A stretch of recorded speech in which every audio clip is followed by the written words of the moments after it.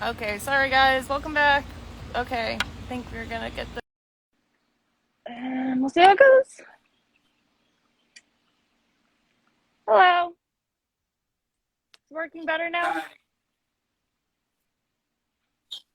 Hi, can you hear me?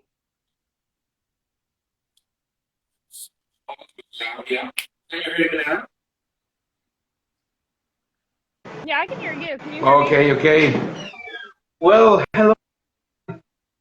That sounds. Hi. Hi. How's how's it going? Really good here. I'm here at Nicaragua, actually.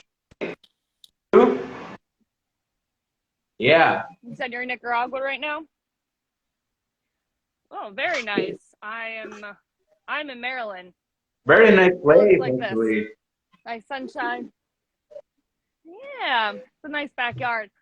All right, so welcome to our little interview talky talk we're gonna have.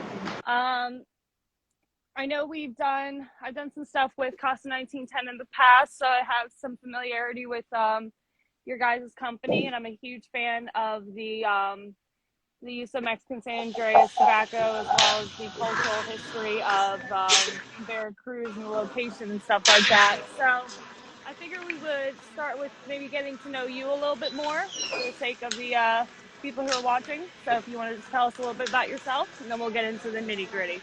Sure, sure. Well,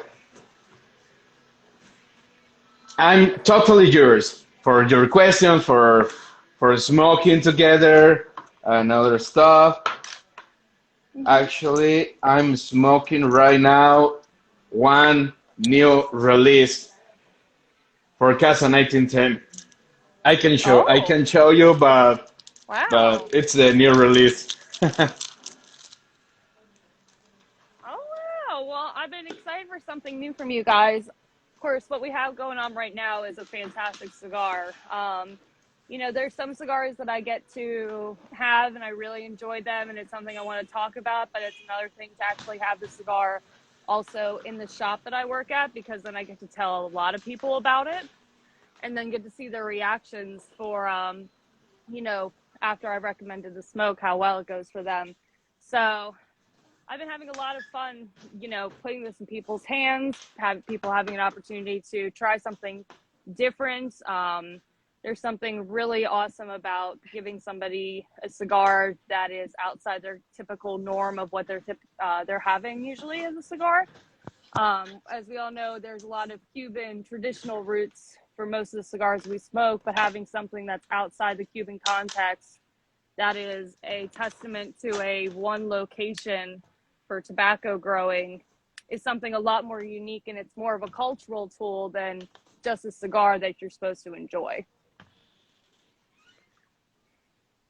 So I do find it very fascinating. So I think I saw before that you've worked with, you're in Nicaragua right now, so you have an idea of, you've worked with Nicaraguan tobacco. I saw from your personal page you work with a lot of Cuban tobacco.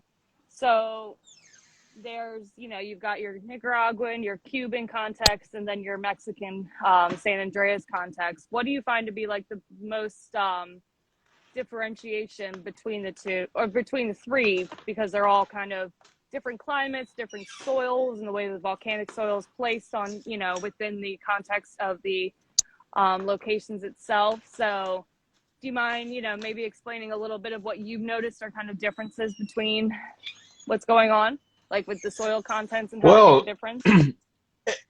every country it's very different um, about the weather, about the terroir, about actually the seeds, the plants. It's very different about the know-how for the growners, about everything. Everything is different about Mm-hmm. one country. Mexico has many different ways to growing, to produce, to fermentation, to aging, to rolling. Actually, it's very curious about it. for for to say very simply, very easy. About the Cuban tobacco, it's more like a heritage. It's more like sweet profile, organoleptic profile for the tobacco, and it's every country it's something special, you know. Nicaragua, it's more like a volcanic terroir. It's more mineral. Uh, the the ways it's more easy and maybe more fast about the production way. Okay, in Mexico, it's a mix. It's a blend of the ways we about the production, about the different know-how. It's a mix with Cuba. It's a mix with Nicaragua, and 100% hand rolled. Okay, in Nicaragua, for example, it's with a couple of people. Okay, one person makes the bonche.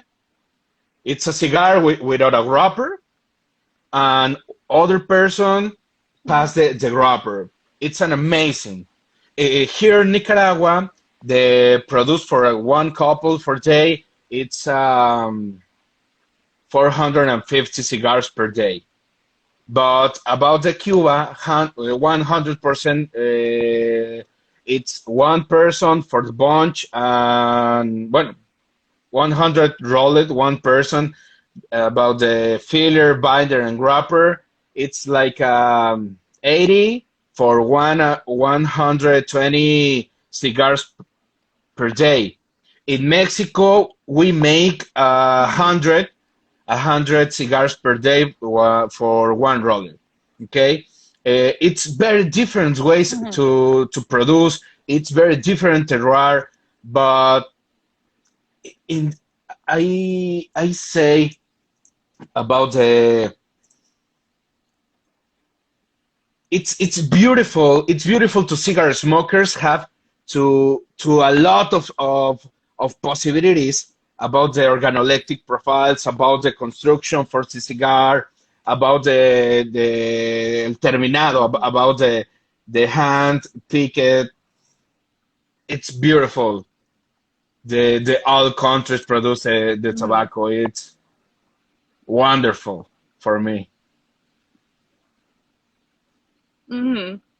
Well, I found that you definitely, each country has its own philosophy. I guess is the best way to the way I've always characterized it is like each country has its own philosophy because it's dealing with a climate that's slightly differentiation from another place, and what you're dealing with as far as like the infrastructure that's also coming with it as well.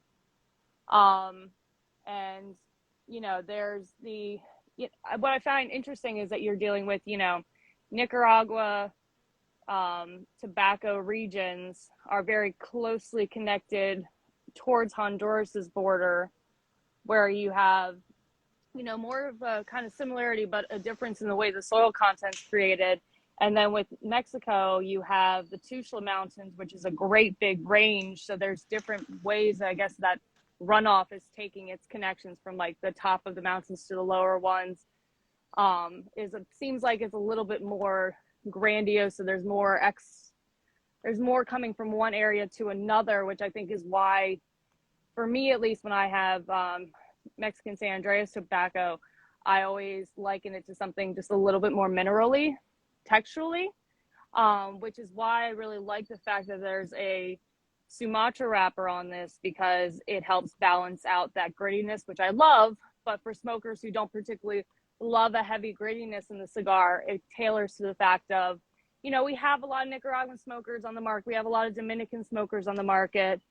And so tailoring a little bit to both of those by creating something that is Mexican San Andreas tobacco, but maybe has something that connects people so they feel comfortable with it in some degree is a useful tool in getting people to understand what you can actually produce out of the Tuxtla Mountains and the San Andreas region. So I find it just, I don't know, anytime somebody wants something different at work, my always first thought is to put one of these in their hands and just go try it. Tell me what you find that's different about it. But come back to me and let me know what you think, because it is something that's going to be completely different than what you've been smoking for most of your experience as a smoker. We have a lot of full-bodied smokers. They've definitely developed after, broadleaf became a big thing, and then the Brazilian wrappers and the Mexican San Andreas Maduros have really taken over the forefront. So giving them an opportunity to see something a little more tailored from that region, I think is just really a next step for the education of cigar smokers.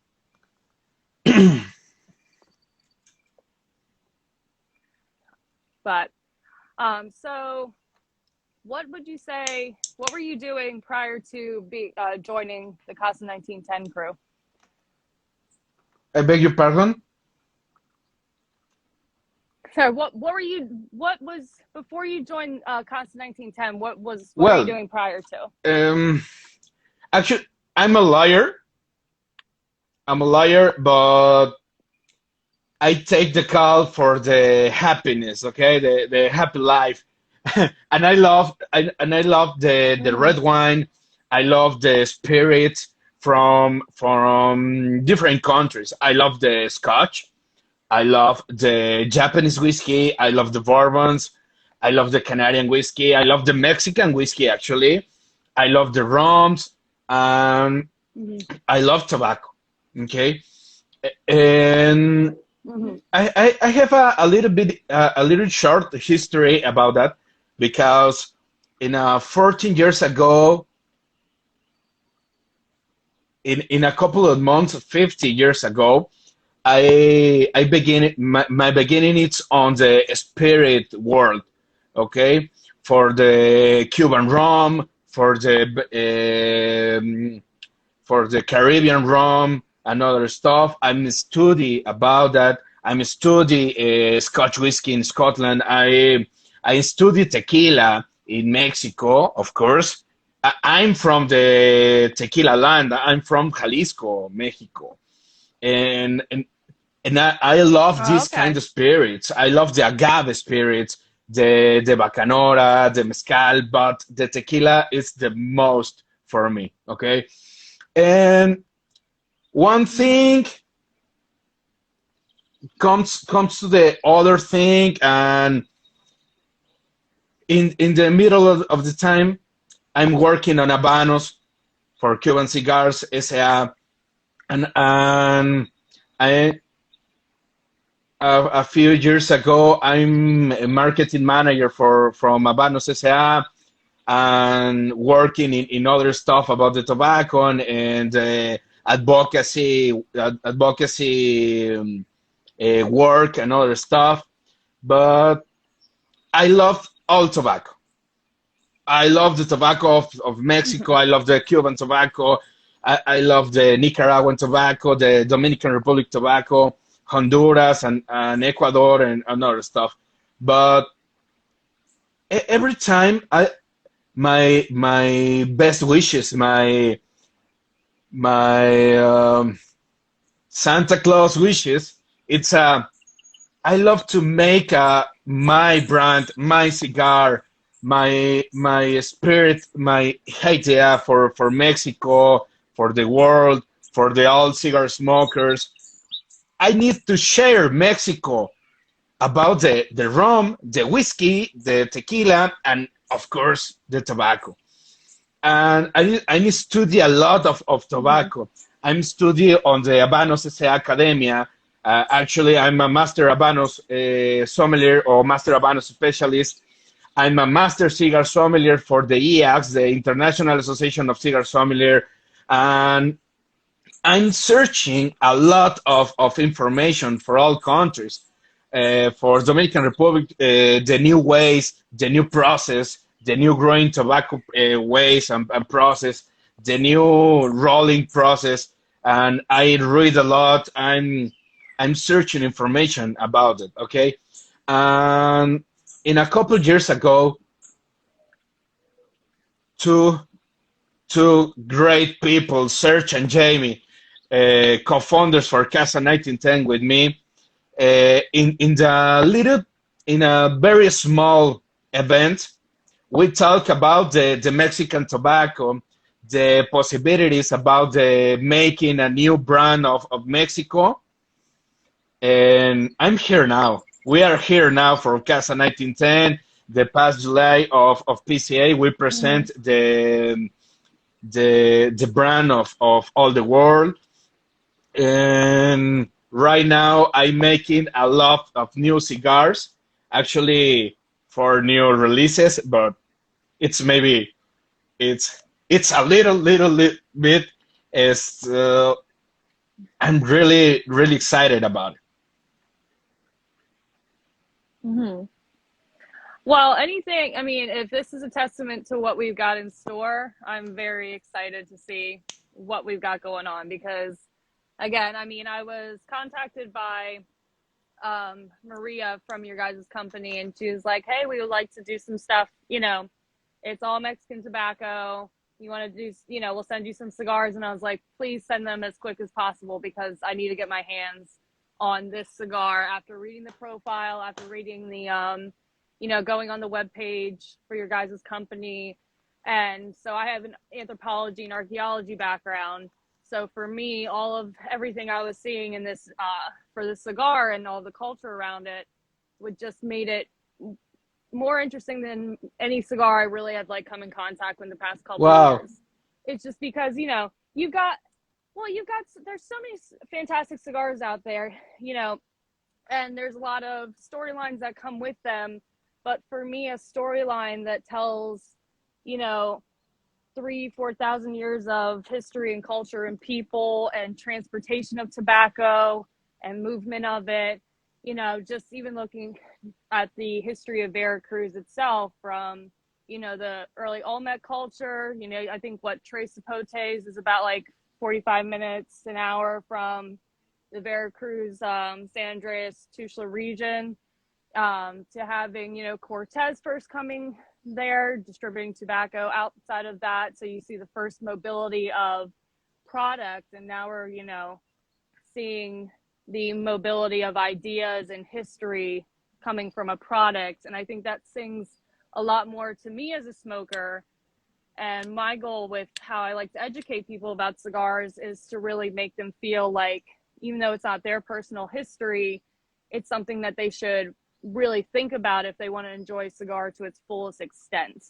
And then when you're bringing up the alcohol, the whiskey, the tequila, and the stuff of that nature, it brings everything home. So like, there's a lot of times where I'm like about to smoke a Casa 1910. I'm like, well, what should I have with it? Should I go get some like Melita? Should I go make my own horchata or something like that? Like, what do I want to do so I feel a little bit more immersed in the situation? So it feels like it means more than just having a cigar. Then because that, to me, that means it's more. An experience is so much better when there's more to it. And for you, who's trying, you guys are trying to bring the flavor forward, and the uniqueness of the cigars while also educating people on the history of Mexico. Because us as an American market, we tend to like, we know we like Nicaraguan tobacco, we know we like Dominican tobacco, we know we like this, but we don't know why we like those things from the cultural perspective of the country itself. What does it mean to that country?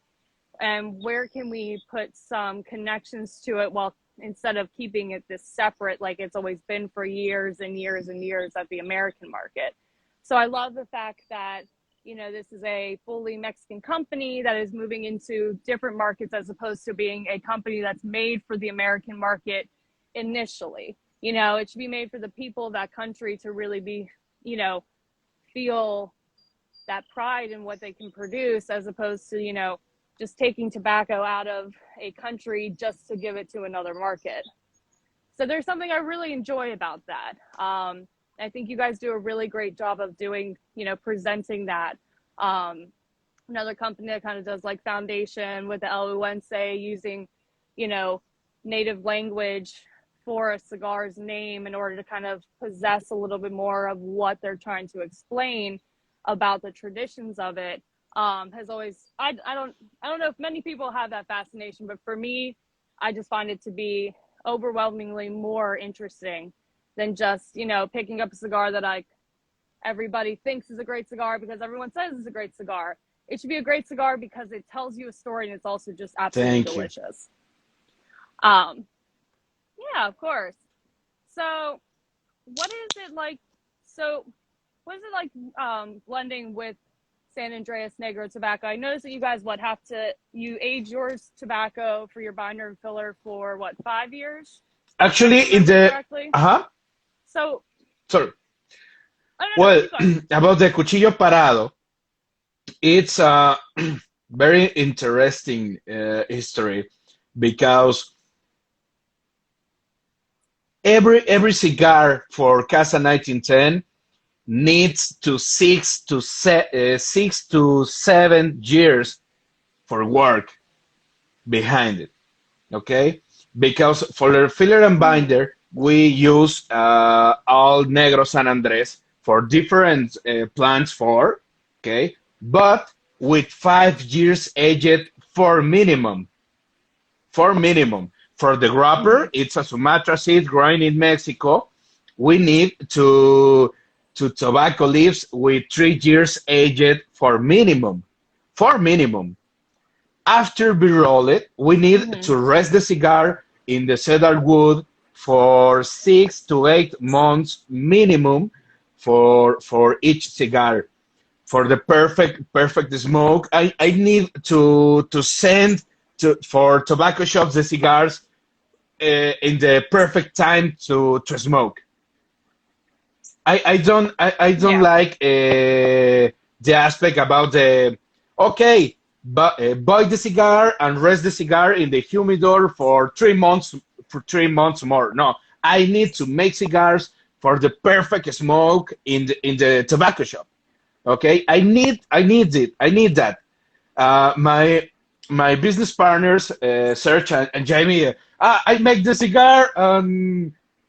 We need to sell. No, no, no, no. We need to rest the cigar to be perfect to every people, to every cigar smoker, to every cigar aficionado, the rookies and the professionals. Okay, I need one cigar for me, for the same cigar for me. It's the same cigar for everyone, for every cigar smoker.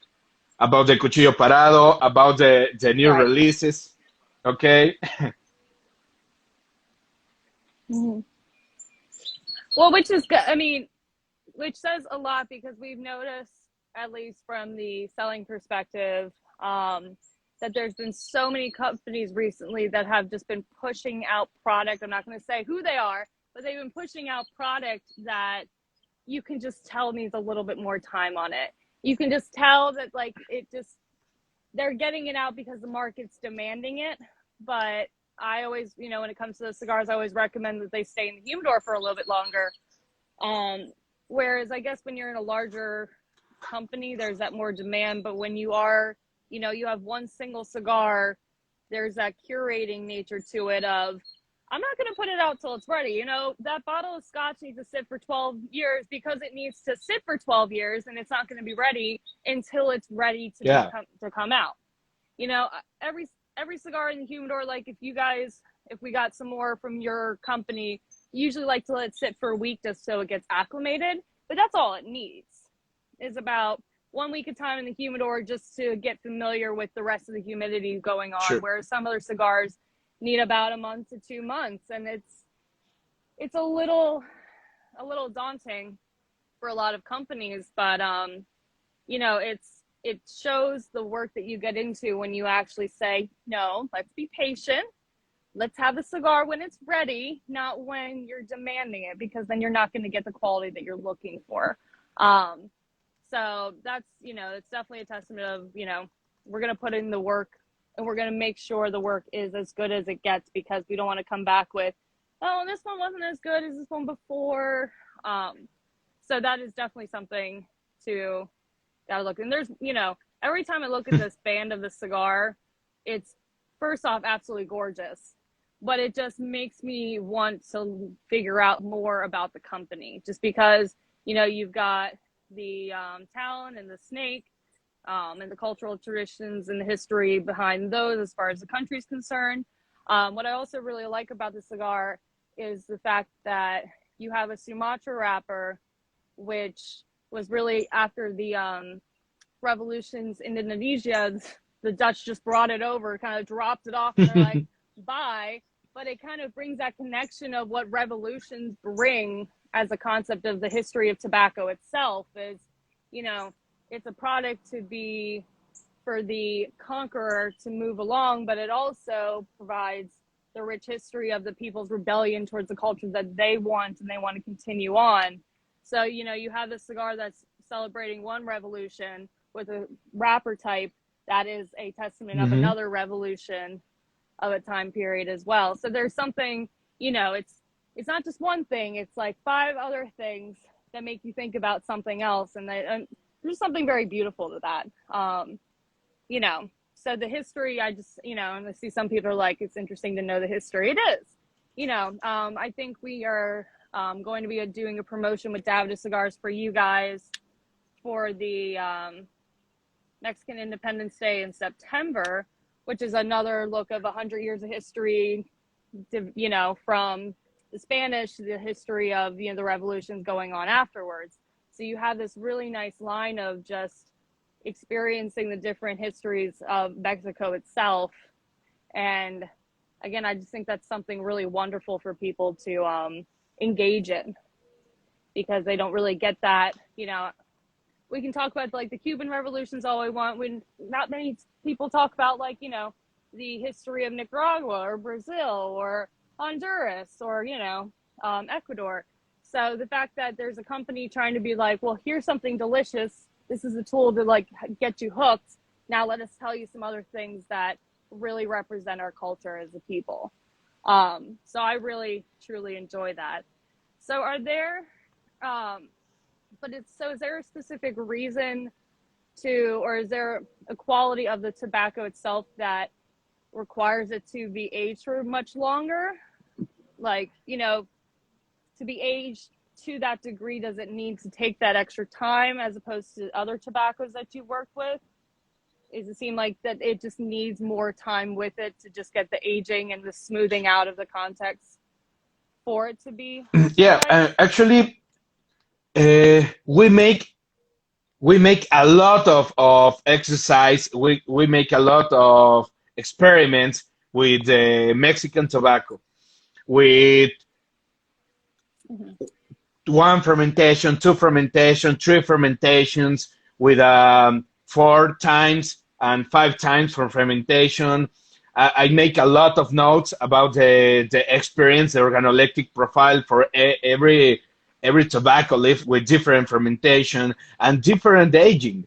About the 3 months, 6 months, 1 year, 2 years, 3 years, and 5 to 6 and 7 years. Okay, but for Mm-hmm. me, the perfect time for the aging about our tobacco leaves in our fields, I need 5 5 years. Okay, depends of Mm-hmm. a lot of facts: the humidity, the raining season, the dry season, the it's a lot of components, a lot of components. And Oh maybe yeah. I open the packaging, the paca for the tobacco leaves, and I try 5 years aged. I try the tobacco. Okay, it's maybe cool, but I need to try in the middle of the pack. Okay, and take the leaf. In what leaf I make a little cigar. We tell the sorullo. It's a little ugly Mm-hmm. cigar. Tastes ugly actually, but I need to feel the sensation. I need to feel um, spicy. I need to feel soft. I need to feel everything about it. And I check with a list. I check it's okay. It's not okay. This need 3 months more, 6 more months more, 1 year month, and I don't know. when we can find the perfect tobacco for our cigars, I need to make a several samplers for taste with the other Mhm. kind of tobacco, other types of tobacco for the perfect blend for me in this time. Okay, when I taste the cigar, okay, I'm tell the every team, okay, this tobacco and this one, it's perfect to be blend, to be a more cuchillo parado, and every cigar rollers in there are make it the new cigars, and we rest the cigars for 6 months. Actually, I'm tried the cigars in the 5 months. Okay, it's a 5 months. I try something Mhm. cigars, and I take a note. I take several notes about it, and it's a lot of work. It's a lot of work about, but when the times come for the 6 to 8 months, I take other cigars and put in my travel humidor, put in the Okume humidor, in the cedarwood humidor, in the Ziploc bag, and take 2 weeks and 3 weeks, 1 month, and try again for the different kinds of Mhm. humidors. And I taste when I happy for the samplers in different type of rest. I'm okay for this batch. Take the cigar rings, take the Right. cellophanes, take the boxes, and go to other countries, go to the cigar shops, and I'm so happy about it. It's I'm so Right. crazy person about.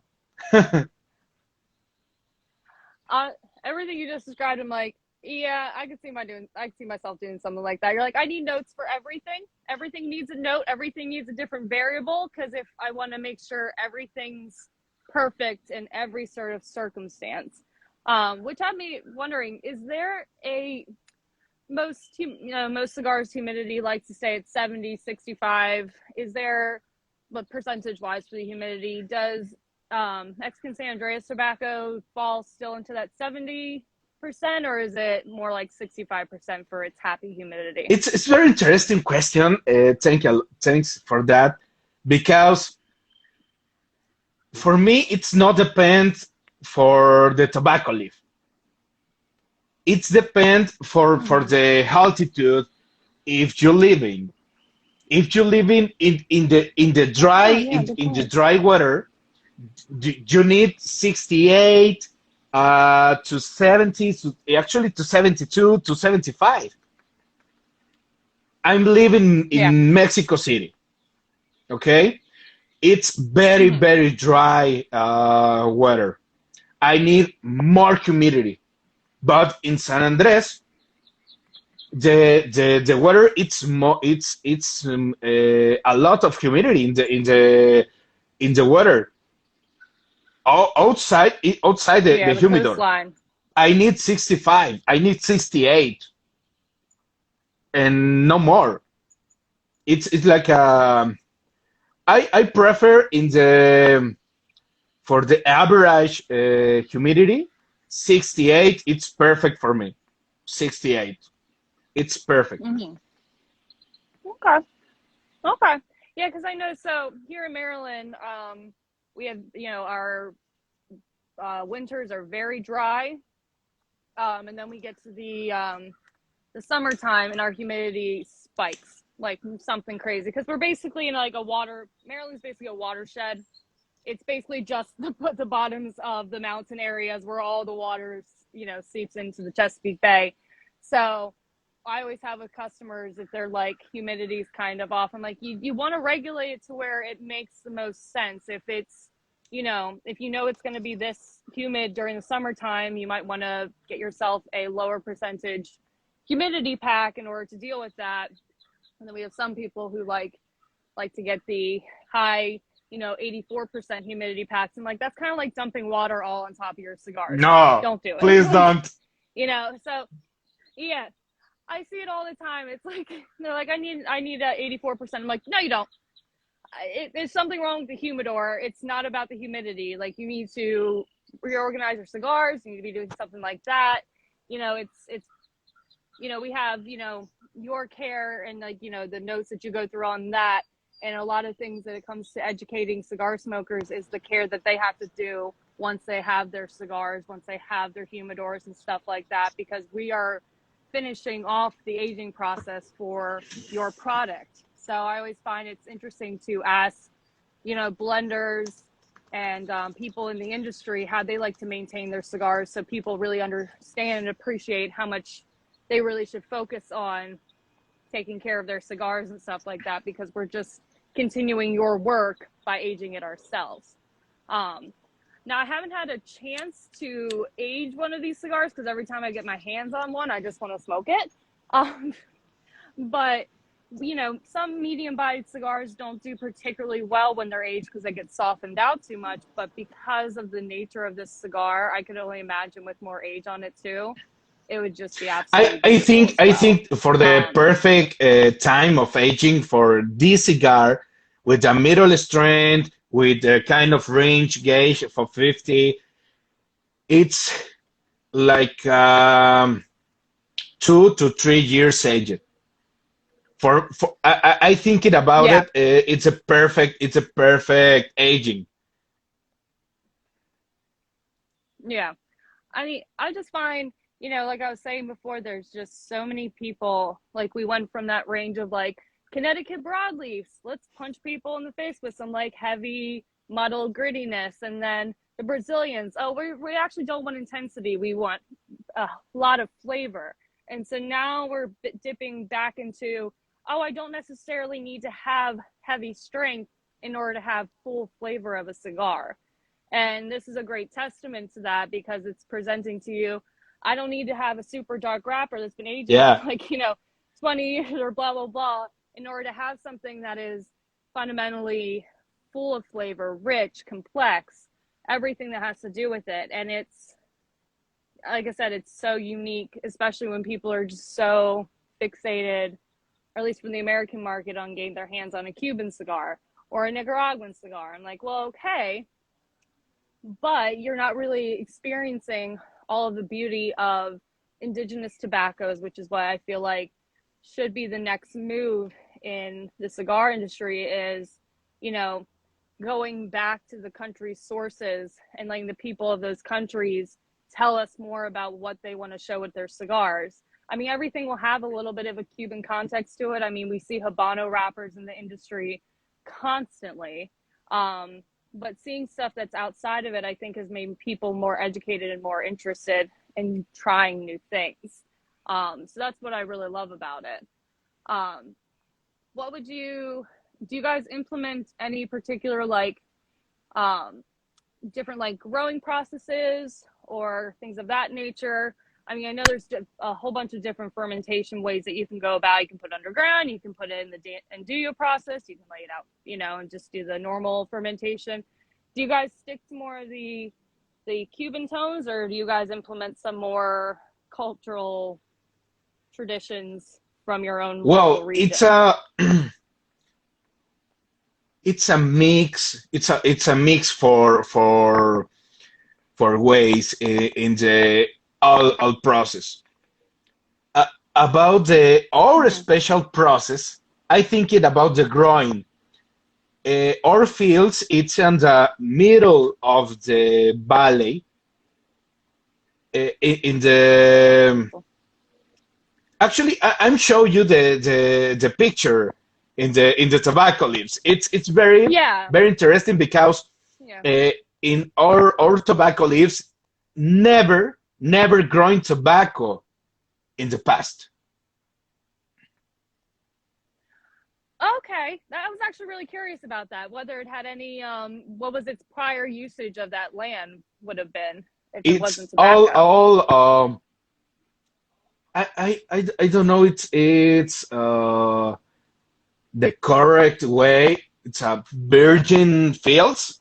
It's actually the virgin fields. Okay. It's We have as different fields. Okay, we have two two growing two times growing tobacco, and we need to leave the growing tobacco, and we change the growing in the other field and make a circle, like a circle on the tobacco fields. And we Okay. need to rest the terroir for 2 years without tobacco. Maybe corn, Right. maybe beans, more corn. Actually, more corn. It's the best way for nutricing.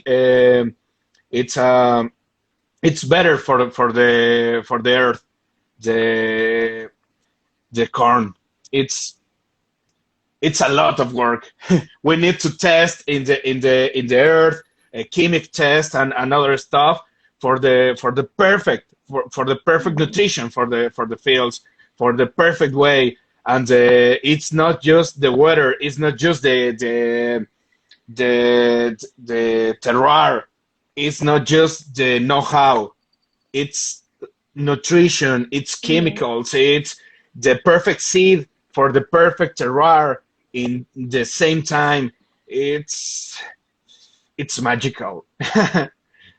It's magical. Right. Yeah, there's something because whenever I talk to people who are growers and stuff like that, my archaeology part comes out of me because when we're digging the different contexts of years of usage. So it's interesting to see, when you're dealing with like a not used in contemporary history fields versus ones that have been used in contemporary history for different, process, different like, crops and stuff like that.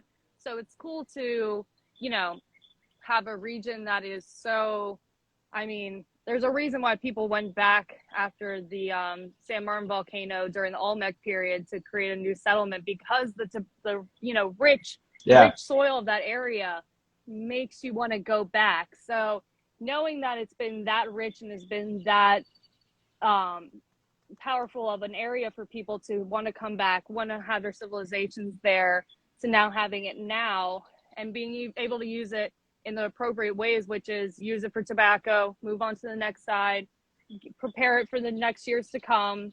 You're all those cultural traditions are still being in place, and you're also seeing kind of like what produces the differences based on historically what has been grown on that location. So definitely interesting. I mean, especially when you're dealing with something a little bit more, I guess you could say, cleaner of Yeah. a land, because it hasn't been, heavily used for a different type of process or a different type of crop, or it hasn't been heavily used in the tobacco industry, so it's lost its nutrients through, oversourcing and stuff of that nature, like it does in some other areas. That's why I've always had an interest in,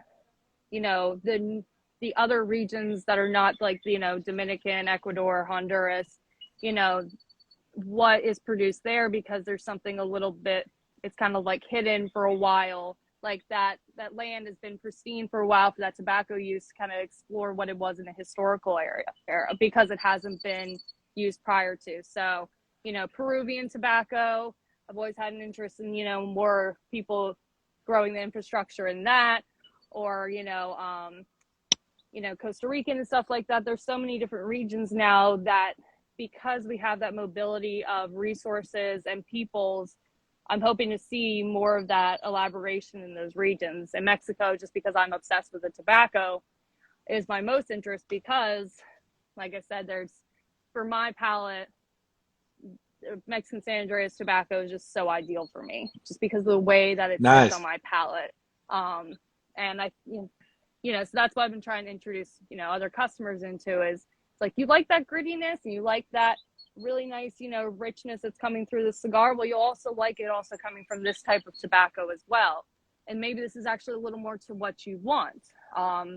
Because we're just seeing that movement of people's flavor profiles, and people are becoming much more specific. They're like, well, no, I do like this type of wrapper from this type of region and this philosophy of blenders.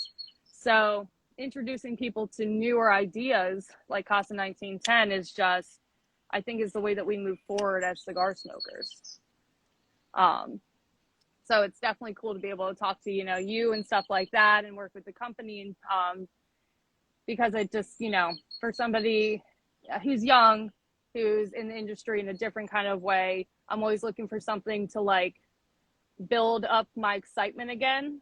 And every time I smoke a Casa 1910, I'm like, this shit is so cool. I can't wait to see what else they come out with.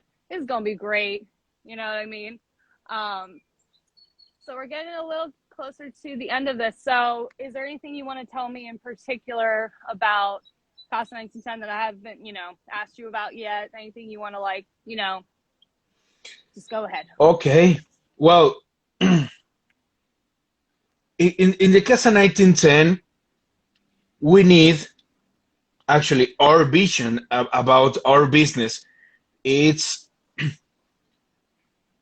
creating a cigar that perfectly embodies two faces of Mexico. Okay, the deep traditions and unrivaled the dynamism. Okay, we take a pride in ensuring to top quality standards, combining the local sources of tobacco leaves with the unparalleled knowledge of our team, the cigar rollers, the master cigar roller, for me, for our co-founders, in the business way, in the marketing way, and the feeling and the blending for my part. I need to express Mexico uh, and the tobacco for Mexico. Mexico produces amazing tobacco leaves. It's not just the binder and the grabber. We produce amazing fillers with a lot of Yeah. flavor. In this cuchillo parado, I need to make this an amazing filler with a unexpected grapper. The Sumatra growing in Mexico. When the people see the cigar, Sumatra from Mexico, yeah. What do you think the Yeah. Hell yeah. 100% Mexican puro with Maduro? Okay, it's it's the regular way. It's no surprising. It's regular. Okay, but I need to express the amazing tobacco leaves from Mexico.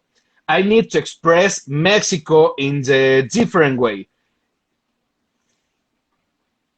The marketing material, no, the seal, the name, the history behind it, the name of the vitolas, the cuchillo parado. It's the first battle of the Mexican Revolution. Okay, it's our first cigar. Mm-hmm. It's our first cigar. The seal. It's a eagle. It's an eagle taking the snake, like our flag, our Mexican flag. Okay, it's all history. It's all spirit, our souls, our wishes, our love of Mexico. Okay, it's our Mm-hmm. expression for Mexico, for San Andres Valley from Veracruz. And when I Mm-hmm. think it, when I share with the people the perfect pairing for cuchillo parado de tequila reposado and tequila añejo and extra añejo, I need to exposure Mexico with my land, Jalisco, for the tequila, and the land of tobacco in Mexico, Veracruz. Mm-hmm. The perfect terroirs, the perfect pairing, the the amazing Mm-hmm. experience for all cigarette smokers. My invitation in this day in Mm-hmm. this live stream, it's try new things. Maybe it's good for you, maybe it's not, maybe it's average for you, but the perfection of the all cigar smokers, of all cigar aficionados, for me, it's the all types of tobacco, the all types of pairings. We Mm-hmm. have a lot of spirits. We have bourbons, American whiskeys, rye whiskeys, cocktails, tequilas, white silver tequila, reposados tequilas, añejos tequilas, sipped tequila, scotch. We have an entire world for taste. We have one Mm-hmm. life. We need to taste everything. All world, all countries, all terroirs, all ways, all cigars. And you need to try Right. all Mexico. Well, I definitely agree. I mean, especially Mexico just being so rich in what it can provide as far as flavors, culture, the produce that is produced in the country itself. I mean, and you're talking from, Veracruz, which is southern Mexico, to Jalisco, which is northern. So you're getting a grasp of all of it. Is even, Cuchillo Parado was northern in Chihuahua. what Chihuahua, in Chihuahua. So you're getting this nice, we're not just talking about Veracruz, we're not just talking about Jalisco, we're not just talking about Chihuahua, we're talking about the entirety of the country And itself. the And seal for the eagle the and snake, it's for Tenochtitlan. Mhm. Actually, in this time, it's Mexico City. Right.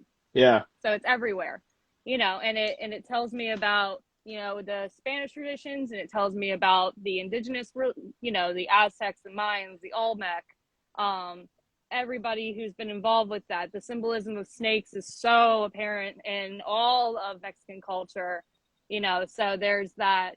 It's a transportation of a product. It transports you to exactly, I say when I do archaeology, it's the closest thing to time travel. In a way, so are cigars, because it's about history, it's about tradition, it's about taking you to that location. If I take anybody who's watching this when we're done, just go look up Veracruz and the Tuxtla Mountains and just take a gander of what they look like. It's gorgeous. It's beautiful. I would love to go visit there someday, because it's just, for me, for all of that, when I smoke the cigar, I'm just like, oh, get me down there. I want to be down there. I want to be immersed in it. I want to be by the waterfalls, smoking a cigar, having a drink with it, talking to locals, getting their understanding of how they feel about it. Not just my cigar smokers in my area and stuff like that. I want to know what the people of that region feel about their smokes and what it means to them as well. So I think there's something, like I said, I haven't had many cigars recently that make me feel that way, and to feel that way says more about the process and the connections than a lot of other things of like, oh, I just like it because it's a good smoke, you know? So definitely, again, if anybody's watching and they haven't had one of these cigars yet, please try them, because they're just so phenomenal Thank you. and they're so different, and they just tell an amazing story. And I can't wait to do some more work Sure. with you guys. I'm going to be doing yeah, I'll be doing, going back into my reviews of tobacco tales and stuff. So San Andreas is my next stop. So we'll be doing, my first review is going to be the Chichito Parado, because that's going to be the best example of a Puro, and then we'll go from there. But thank you so much for talking with me today. I got to get Thank to you. work, but it was so much fun. I hope we do this We again. see we And see we yeah, see us on thank you so much. PCA to 8 to 12 of July. Mm-hmm. In the we have a 513 booth in the PCA on Las Vegas. Okay, we present the new Okay. releases here. The 4 new releases. Okay. Four. Oh, Four snap. new Okay. releases. Oh no, now I'm so excited. Four Oh different man. Well, blends. I know my owner and his and our HR lady is going to be there for the PCA, so I'll have to tell them to Sure, bring me some samples, because otherwise I'll be sure. upset. But again, thank you so much. Is there anything you wanted to end with before we get off of here? Please follow Casa 1910 MX in Instagram, in Twitter, wherever you want. And I'm Manolo Santiago, master Mm-hmm. blender for Casa 1910. My handle on Instagram it's Manolo Cigar Life. Text me, send me DM for the pairings, for your answers, your questions. Sorry, and maybe some smoke together and other stuff. Thank you. Mm-hmm. All right. Yeah, thank you so much. And again, this will be going on my Instagram page, but it'll also be now on my YouTube page as well. So people can take a look at it wherever they Thank feel like you. it. All right. Yeah, thank you. Have a You great too. rest of your day. All right. And bye. Thank you guys for joining us. Bye. All right. Bye, guys.